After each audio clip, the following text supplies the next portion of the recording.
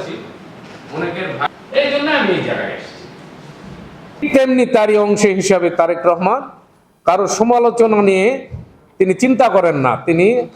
তিনার পিতা যেরকম দেশের জন্য কাজ করেছেন, তেনার মাতা যেমন দেশের জন্য জীবন দিয়েছেন, ঠিক তেমনি তিনিও দেশকে নিয়েই চিন্তা করছেন। আজকে আপনারা দেখেন, এখানে আমাদের তথ্য অফিসার বলছেন আমরা ফ্যামিলি কার্ড, আমাদের প্রধানমন্ত্রী ইতিমধ্যে বলেছেন আমাদের হাতের কালি শুকানোর আগে আমরা ফ্যামিলি কার্ড বাংলাদেশের মানুষের কাছে তুলে দেওয়ার চেষ্টা করছি এবং দিয়েছেন। কোন কোন উপজেলায় উনি শুরু করেছেন। তাদের ফ্যামিলিতে 5 জন 6 জন সদস্য আছে।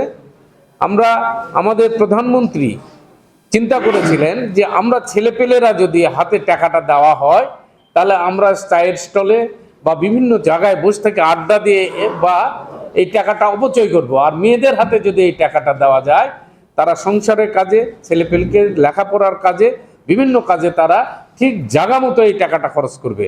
তারই চিন্তা ভাবনায় তিনি এই ফ্যামিলি কার্ড করেছেন এবং ইনশাল্লাহ শুরু করেছেন। সারা বাংলাদেশে এই ফ্যামিলি কার্ড তারাই পাবে যারা পাওয়ার উপযুক্ত। এখানে দলমত নির্বিশেষে, এখানে দলের কোনো নেতা এই ফ্যামিলি কার্ড দিতে পারবে না। দিবে কারা? এই ফ্যামিলি কার্ড দিবে সরকারি লোকজন, যেমন উপজেলায় দিবে ইউনো, জেলায় দিবে ডিসি, যে সে কর্মকর্তা রয়েছে সরকারি, তারা এই ফ্যামিলি কার্ড দিবে। কোনো বিএনপির নেতা আমাদের কোনো দেওয়ার এখতিয়ার এই ফ্যামিলি কার্ডে নাই। আমরা বলেছি কৃষকের কৃষি কার্ডের কথা বলেছি। কৃষি কার্ডটা কি আপনারা জানেন, আমার দেশ চাইতে আপনারা ভালো জানেন। কৃষি কার্ডটা কি? কৃষি কার্ডের কথা আমরা বলেছি যে কৃষি কার্ডে 2,500 টাকা একটা কৃষক পাবে। এই 2,500 টাকা দিয়ে তার যাই একটু সার্বিক সাংসারিক যে কাজগুলো আছে সেটা করতে পারবে। এই কার্ডের বিনিময়ে তারা কি করতে পারবে?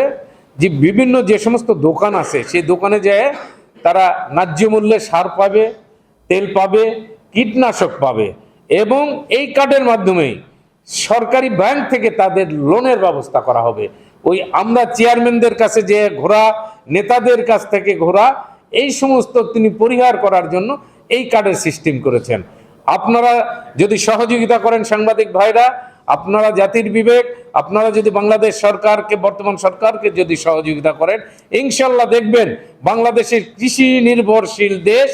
এই কৃষক দিয়ে 80% কৃষক বাংলাদেশের, যারা আমাদের অ্যাসেট, যারা আমাদের শক্তি দেশের, তারা অবশ্যই যদি শক্তিশালী হয় দেশ শক্তিশালী হবে। আমার সরকার, আমার প্রধানমন্ত্রী এই কৃষকদের নিয়ে চিন্তা করে এই কৃষি কার্ডের ব্যবস্থা করেছেন।